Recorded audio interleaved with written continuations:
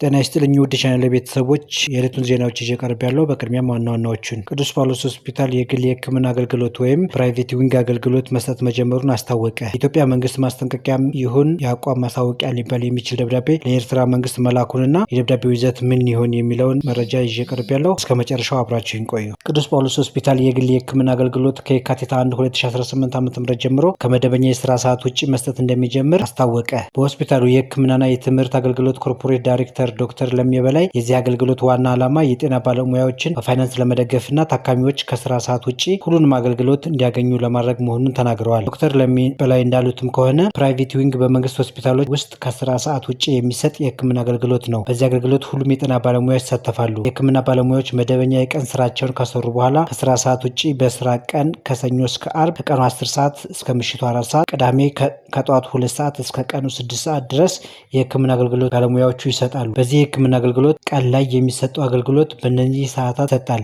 ለምሳሌ የምክር አገልግሎት፣ ኮንሰልቴሽን፣ ካርድ አውጥቶ የማማከር፣ የላቦራቶሪ ምርመራዎች እና የተለያዩ የኢሜጂንግ አገልግሎት ማለትም አልትራሳውንድ፣ ሲቲ ስካን እና ኤምአርአይ ይሰጣሉ ያሉ ሲሆን የቀዶ ህክምና፣ የምክር አገልግሎትና ሌሎች በመደበኛ ሰዓት የሚሰጡ ሁሉም አገልግሎት በሆስፒታል ውስጥ ሆኖ በፕራይቬት ዊንግ በኩል ታካሚዎች እንዲያገኙ ይደረጋል ብለዋል። የዚህ አገልግሎት ዋና ዓላማ የጤና ባለሙያውን ከስራ ሰዓት ውጭ በገንዘብ ተደጉሞ የፋይናንስ ድጋፍ እንዲያገኝ ለማድረግ ሲሆን፣ ሌላው ደግሞ ታካሚዎች አማራጭ እንዲያገኙ የፈለጉት ሰዓት የፈለጉት ስፔሻሊስት እና ሰብ ስፔሻሊስት ሐኪም እንዲያገኙ ለማድረግ የታሰበ ስራ ነው ብለዋል። ዶክተር ለሚ በላይ በግል ሆስፒታሎች ከሚሰጥ አገልግሎቶች በምን ይለያል በሚል ለቀረበላቸው ጥያቄ ከግል ሆስፒታሎች የሚለየው በወጪ ወይም በኮስት ነው። ወጪው እንደ ግል ሆስፒታሎች አይሆንም፣ ትንሽ ነው።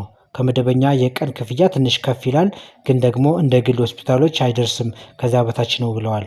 እዚህ የሚሰሩ የስፔሻሊስት እና ሰብ ስፔሻሊስት በጣም ኤክስፐርት የምንላቸው ሐኪሞች ናቸው። ለታካሚዎች በጣም ጥሩ እድል ነው። በህክምና ትምህርት ቤቶች ውስጥ እንደሚታየው በመደበኛ የስራ ሰዓት ደረጃ በደረጃ ስፔሻላይዝድ የሚያደርጉ ተማሪዎች ይኖራሉ። በዚህ በፕራይቬት ዊንግ ግን ታካሚዎች በቀጥታ የሚያገኟቸው ስፔሻሊስቶችና ሰብ ስፔሻሊስቶች ናቸው።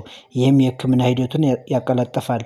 ትንሽ ክፍያ በመጨመር ታካሚዎች ፈጣን አገልግሎት እንዲያገኙ ያግዛል ያሉ ሲሆን ባለሙያዎቹንም የመደበኛ ሰዓት ስራቸውን ጨርሰው ወደ ሌላ የህክምና ተቋም የህክምና አገልግሎት የሚሰጡት ከስራ ሰዓት ውጭ ስለሆነ ሌላ ቦታ ሄደው ሳይሰሩ እኛ ጋር እየሰሩ በፋይናንስ ትንሽ ይደጎማሉ። ግቢ ውስጥ ታካሚዎቹን ያገለግላሉ። ይህ አገልግሎት ቀደም ሲል ልምምዱ አለ።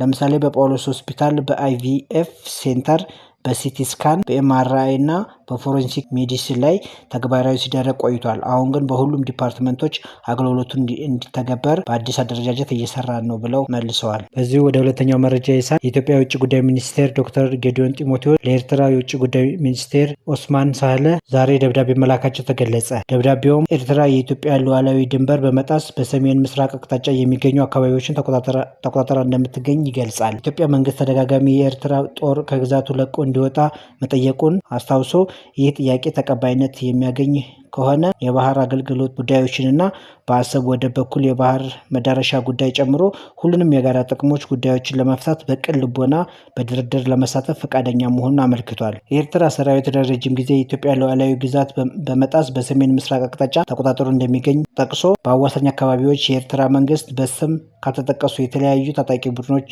የቀጥታ ቁሳቁስ ድጋፍና እርዳታ እንደሚያቀርብ በመጥቀስ ወንጅሏል። ኢትዮጵያ በደብዳቤው ላይ የኤርትራ መንግስት በሉዓላዊነቱና በድንበር ላይ ከሚፈጽመው ጥሰት በተደጋጋሚ እንዲታቀብ ቢጠይቅም ጥረቱ ሰሚ አለማግኘቱን ሲገልጽ ባለፉት ጥቂት ቀናት ድንበር አካባቢ የታዩት ለውጦች የኤርትራ መንግስት ተጨማሪ የጥፋት መንገድን መምረጡን ያመላክታል ሲል አሳውቋል።